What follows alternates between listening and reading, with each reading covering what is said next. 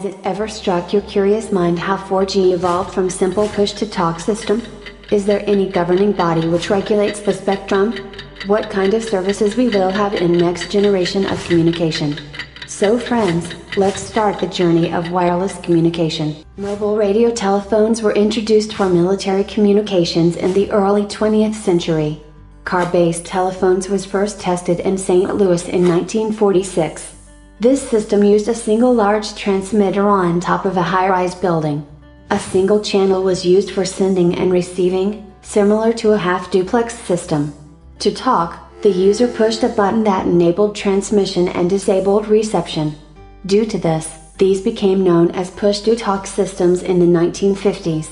To allow users to talk and listen at the same time, IMTS, Improved Mobile Telephone System, was introduced in the 1960s.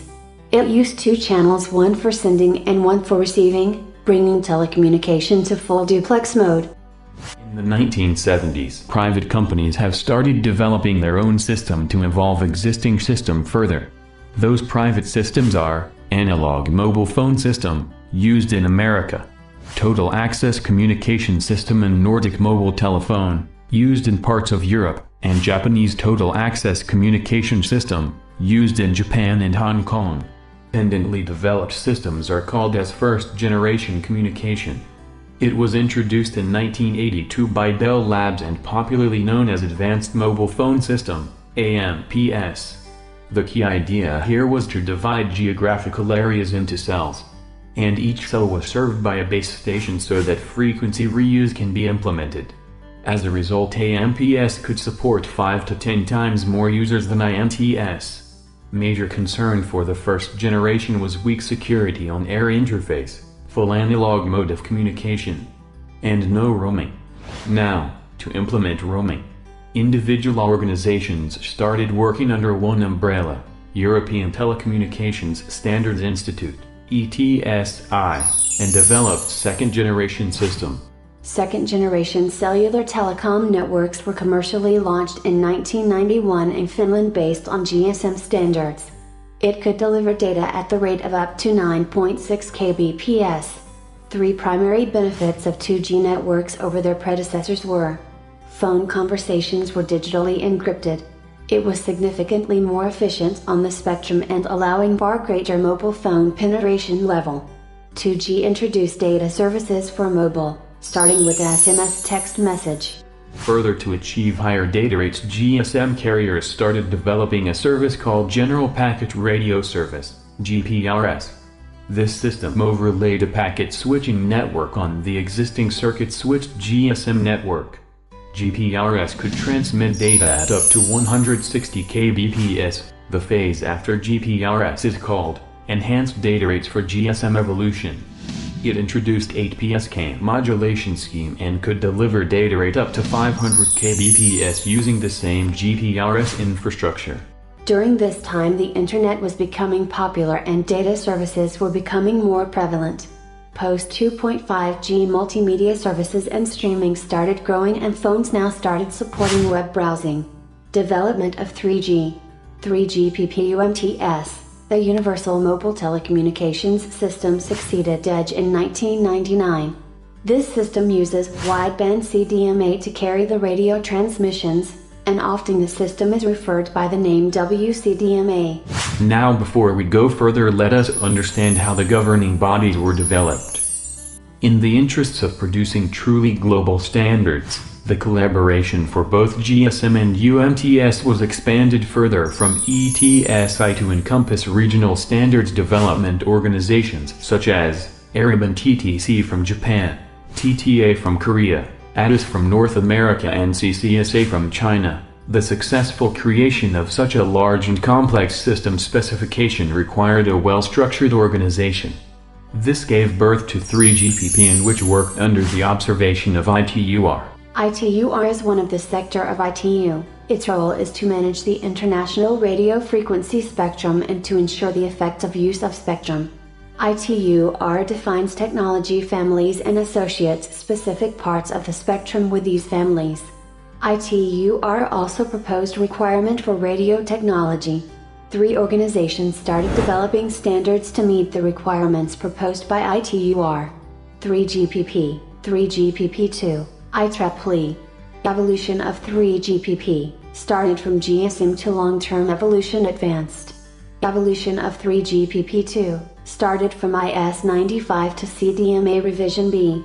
Evolution of IEEE started from 802.16 Fixed WiMAX to 802.16m. Since 3GPP was dominated and widely accepted, we have only incorporated roadmap evolved by 3GPP. Now coming back to third generation. The goal of UMTS or 3G wireless systems was to provide a minimum data rate of 2 megabits per second for stationary or walking users, and 384 kilobits per second in a moving vehicle. 3GPP designated it as Release 99. The upgrades and additional facilities were introduced at successive releases of the 3GPP standard. Release 4. This release of the 3GPP standard provided for the efficient use of IP. This was a key enabler for 3G HSDPA. Release 5. This release included the core of HSDPA. It provided reduced delays for downlink packet and provided a data rate of 14 Mbps. Release 6. This included the core of HSUPA. With a reduction in uplink delay, it enhanced uplink data rate of 5.74 Mbps. This release also included MBMS for broadcasting services. Release 7. This release of the 3GPP standard included downlink MIMO operation as well as support for higher order modulation of up to 64 COM. Either MIMO or 64 COM could be used at a time. Evolved HSPA Plus provides data rates up to 28 megabits per second in the downlink, and 11 megabits per second in the uplink. This brings us to the most awaited part, 4th generation system, long-term evolution. Initial goal of telecommunication was mobility and global connectivity, but as the technology evolved, the services started expanding. Now services were not restricted to voice and SMS only. For this expansion and efficient execution in long-term evolution, whole new architecture was adopted for both non-radio part, which is SAE, System Architecture Evolution, and radio part, using pure IP architecture, packet switching. To fulfill the requirement proposed by ITUR, study group formed, and LTE standardization began in 2004. Large number of telecom companies collaborated to achieve their common vision. In June 2005, Release 8 was finally crystallized after a series of refining. Some of the significant features of Release 8 were reduced delays for both connection establishment and transmission latency, increased user data throughput, increased cell edge bitrate, reduced cost per bit, implying improved spectral efficiency, simplified network architecture, seamless mobility, including between different radio access technologies, reasonable power consumption for the mobile devices. These requirements were fulfilled by advancement in the underlying mobile radio technology. The 3 fundamental technologies that have shaped the 4th generation system in the radio interface were multi-carrier technology, multiple antenna technology, and the application of packet switching to the radio interface. As a result of intense activity by a larger number of organizations, the specifications for the Release 8 was completed by December 2007. The first commercial deployment took place by the end of 2009 in Northern Europe. In the subsequent releases, multiple services such as multi-cell HSDPA, HetNet, coordinate multipoint, carrier aggregation, massive MIMO and many more were targeted for a rich customer experience. Now it's time to move from services to multi-services approach. In other words, from LTE Advanced to Next Generation Communication System, which is 5th generation.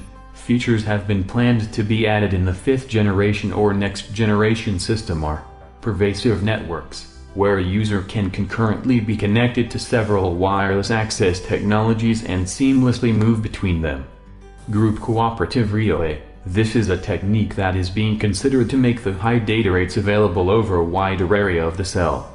Cognitive Radio Technology. It would enable the user equipment to look at the radio landscape in which it is located and choose the optimum radio access network. modulation scheme and other parameters to configure itself to gain the best connection and optimum performance. Smart antennas. Another major element of any 5G cellular system will be that of smart antennas. Using these, it will be possible to alter the beam direction to enable more direct communications and limit interference, also increase overall cell capacity. So friends, here we have covered history of wireless communication, starting from single-channel based push-to-talk system to multiple services based purely advanced digital communication system. In the future videos we will start exploring fundamental of advanced communication, which will help us to understand next generation system better. Don't forget to subscribe to our channel, like our videos and comments your views or suggestions. Thanks for watching.